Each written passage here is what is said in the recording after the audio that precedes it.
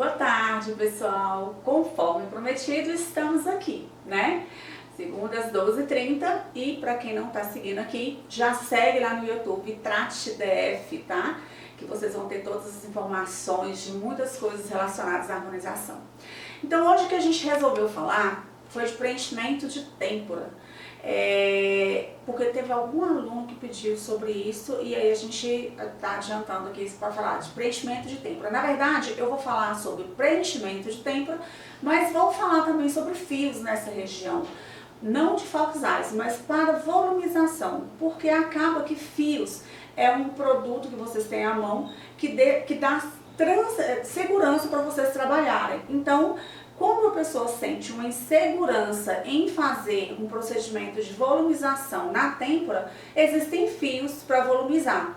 Fica um procedimento, às vezes, um pouco mais caro, mas em relação à segurança, não tem preço, né, gente? Quando a gente trabalha com mais segurança, não existe essa questão de preço. Eu acho que existe a questão realmente de que traz segurança para vocês e pro paciente, tá? Então, vamos lá. A região de têmpora, com o envelhecimento, ela vai sofrendo envelhecimento e aí vai criando aquela concavidade, assim, ela vai ficando mais funda. É tanto que tem pessoas que fazem preenchimento aqui na região malar ou até sem fazer o preenchimento, chega no momento que já visualiza essa região das têmporas mais funda. Normalmente, a pessoa que tem um rosto mais longo, mais fino, vocês vão notar que ela é sempre mais funda nessa região do que aquelas pessoas que têm um rosto mais quadrado, tá? A pessoa com o rosto mais quadrado demora muito a perder volume ósseo nessa região. Já as pessoas com o rosto mais longo, mais fino, perdem muito nessa região de têmpora. E claro, fica com aquele aspecto cadavérico, que dá um certo grau, assim, visualmente entrega um certo grau de envelhecimento. Então, a gente faz preenchimento nessa região e a gente também faz fios nessa região. Pra gente, a forma mais simples e mais segura de ganhar um pouco de volume, não ganha muito, mas ganha um pouco de volume e disfarça um pouquinho esse afundamento, seriam os fios multi ou fios filler, que são aqueles fios que são 10 fios dentro de uma cânula. Ou então Hydra, que ele ainda tem 14 fios dentro de uma cânula, né? Então, assim, existem hoje artifícios que te permitem trabalhar com mais segurança.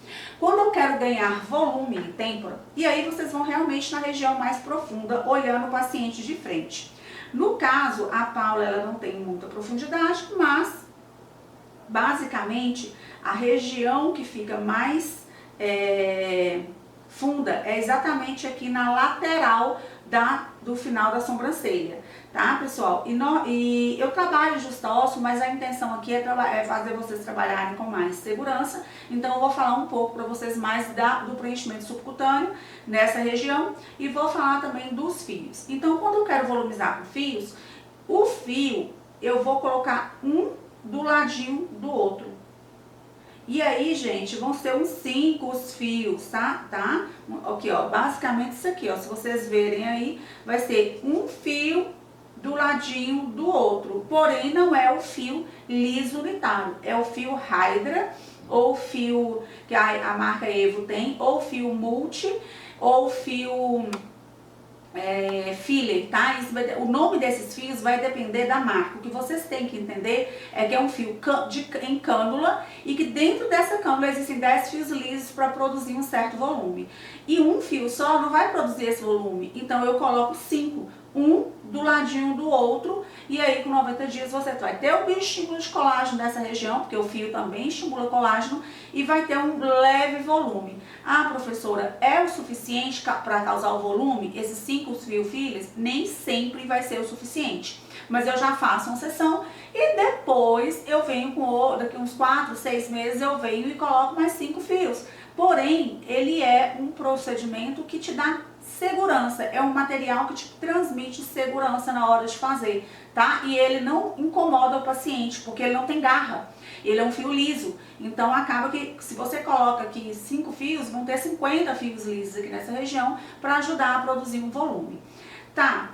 Mas aí vocês têm que entender também que a têmpora, ela não é só isso aqui. Ela é aqui também, ó. Tá?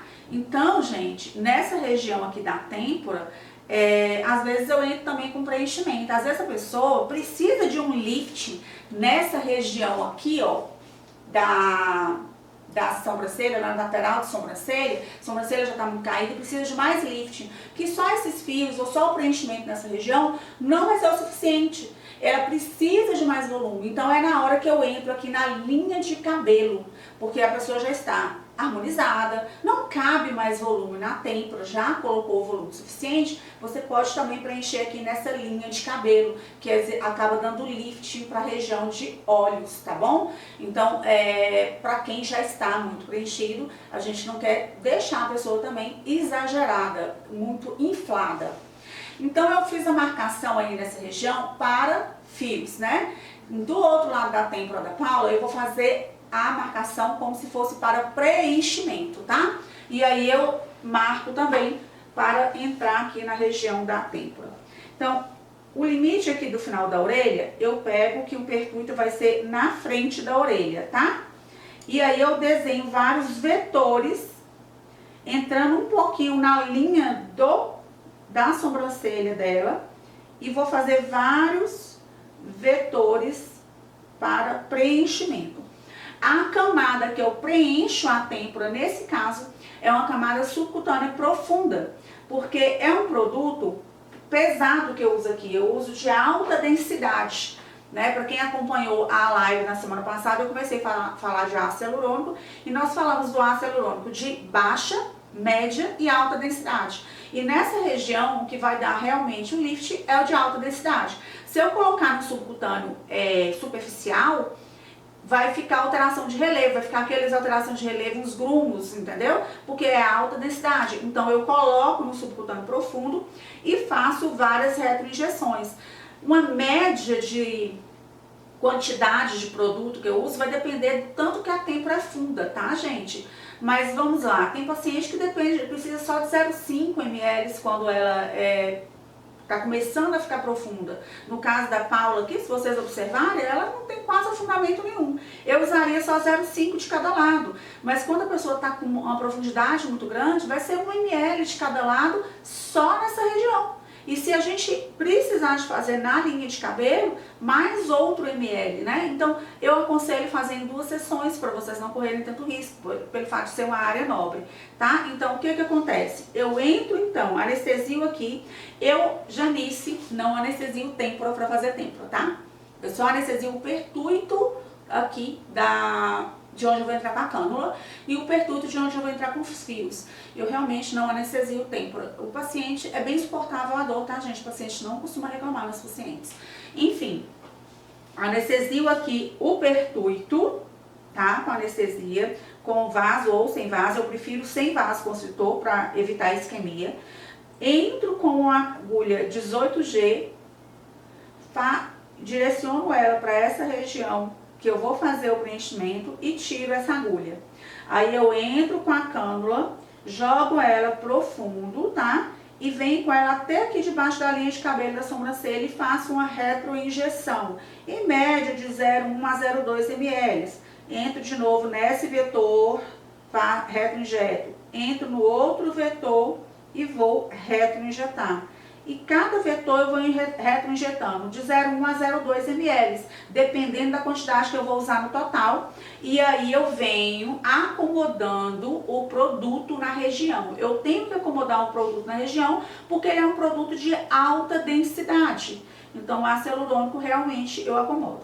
Eu não vou explicar hoje o justa ósseo, tá, gente? Eu vou explicar o subcutâneo, que é mais fácil para vocês trabalharem com o subcutâneo. Aí eu vejo que só esse preenchimento não foi suficiente para dar um lift aqui, ó, nessa cauda de sobrancelha, para melhorar esse afundamento, mas aí eu preciso de dar mais lift, eu entro nessa linha de cabelo aqui, ó. Aqui fica difícil de marcar a linha de cabelo, né? Mas assim, desse mesmo pertúito, eu venho pra cá. E aí, gente, já é outro ml, tá? Eu venho pra cá fazendo vários vetores de retroinjeção. Basicamente, o temporal, ele é um leque, né? Ele é assim, ó, é um leque. nessa região aqui, ó, toda. Então, nessa região onde temos o temporal, eu vou entrar aqui e fazer retroinjeção, retroinjeção, retroinjeção e retroinjeção. E aí, em cada um eu coloco 0,2, vai ser mais 1 ml aqui na região de couro capilar, em região temporal, tá?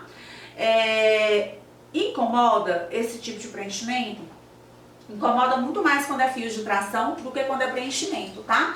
Mas o que incomoda mesmo é quando eu faço preenchimento justa ósseo nessa região, porque incomoda na hora da pessoa mastigar. Ou quando a pessoa tem bruxismo, ou quando a pessoa, mesmo não tendo bruxismo, vai mastigar um alimento duro. Porque o temporal é um músculo que participa da mastigação. Então, se eu fizer justa ósseo, existe sim esse incômodo por aproximadamente 3 a 15 dias, dependendo da força que cada paciente exerce ali para poder mastigar. Então, sim, no justa ósseo pode incomodar. E o justa ósseo a gente só faz nessa região. O subcutâneo a gente pode fazer nessa região e toda essa região de temporal também, tá? Da linha capilar.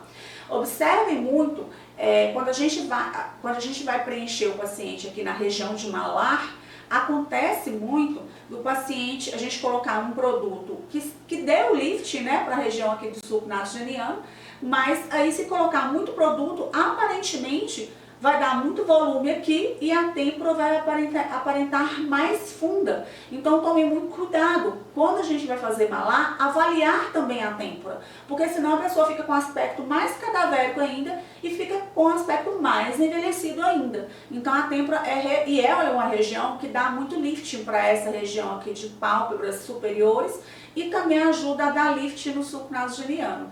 E para fazer o lifting, o ideal seria dar volume nessa região para levantar um pouquinho aqui e aqui, tá? Tanto com fios como também com o ácido. Para quem tem insegurança com o ácido, eu aconselho os fios, que é realmente um produto seguro para trabalhar. Dúvidas? Aqui estão falando, excelente, quero ver. A gente vai fazer um ao vivo depois. Uma das melhores profissionais, é melhor começar com 0,5 de cada lado, né? Sim, se você tem insegurança, vai com 0,5 de cada lado, chama o paciente daí 1 semana, 10 dias, continua fazendo mais 0,5 de cada lado. Às vezes 0,5, se ela tiver uma profundidade pequena, já é o suficiente, entendeu? Em mim, gente, pra vocês terem noção, eu tenho 2 ml de cada lado. 2,5, né? Não. 2,5. A gente usou 6 ml, acredito. Eu sei, já tô errada, tá vendo? Pra mim era menos. Mas não foi feito tudo de uma vez. Eu já tinha um pouquinho, aí ela veio e complementou. Mas aí eu entrei na linha de cabelo. Porque o que acontece? O temporal aqui, ele é grande, ele não é pequeno igual essa região. Tá? E claro, gente, foi no subcutâneo aqui a gente trabalhou justa ósseo. E eu ia ficar com essa região muito grande. Então, o que eu não queria era ficar inflada. Então, para não ficar inflada, a gente trabalhou na região de linha capilar, tá? Bioestimulador é a mesma marcação do preenchedor? O bioestimulador, sim. A gente pode até fazer uma marcação de bioestimulador semana que vem. O que você acha? Pode ser. A gente faz uma aula de marcação de bioestimulador na próxima semana. Sim, nesse caso aqui, desses vetores aqui, é a mesma marcação, tá? Só que o bioestimulador de colágeno não vai dar o volume que o ácido dá. Então, às vezes, você tem que fazer tanto um quanto o outro. Dá um estímulo de colágeno, né? E isso é viável. A gente precisa realmente de segurar a queda nessa região, mas ele não dá tanto volume quanto o ácido. Então, é interessante pensar, às vezes, em fazer tanto o bioestimulador de colágeno como o ácido. Ou, então, vocês usarem o bioestimulador que volumiza e que pode ser utilizado nessa área, que é o Elancê, né? Porque aí vocês trabalham já pensando em volume, porque ele dá volume. Fora que quando a gente usa o bioestimulador, diminui a chance de ter alteração de relevo. O bioestimulador ele não dá tanta alteração de relevo mesmo, não, tem isso. Porque o ácido, como dá o volume na hora, se ele for de alta densidade, ele pode sim ficar ali aquela alteração de relevo, os grumos tem que massagear para acomodar realmente o ácido no local, tá? Principalmente se vocês não conseguirem atingir uma camada subcutânea profunda, porque tem gente que tem a pele tão fina nessa região, precisa tanto de estímulo de colágeno antes, e aí a espessura dérmica sendo muito fina, quando você vai fazer o preenchimento, obrigatoriamente, mesmo o subcutâneo profundo vai estar aparentando aquela alteração de relevo, e aí a gente tem que ficar massageando muito. Às vezes, se a pessoa tiver uma pele muito fina nessa região, pode ser vocês pensarem em fazer primeiro o preenchimento com o ácido hialurônico de baixa densidade para depois entrar com o de alta densidade. Isso aí. Acho que foi isso. Deu? É, as perguntas foram essas. Mais alguma pergunta? Mais alguma dúvida, pessoal? Se também tiver, pode deixar lá no YouTube também, né? E se tiver alguma sugestão de live também? Estamos aceitando. É isso aí. Amanhã vai ser preenchimento, live sobre preenchimento. Continuação da parte teórica, de onde a gente parou, tá? Oi, gente. Estão falando aqui no YouTube. Oi. Quem tá no YouTube? Luiz. Alguma coisa. E aí o outro não tem nome, né? YouTube. Gente, muito obrigada pela participação hoje, viu? Eu sei que é um horário difícil de vocês estarem presentes, mas a live vai ficar também no YouTube. A gente joga ela lá mais tarde para vocês estarem aproveitando. Isso aí. Obrigada. Tchauzinho. Boa tarde.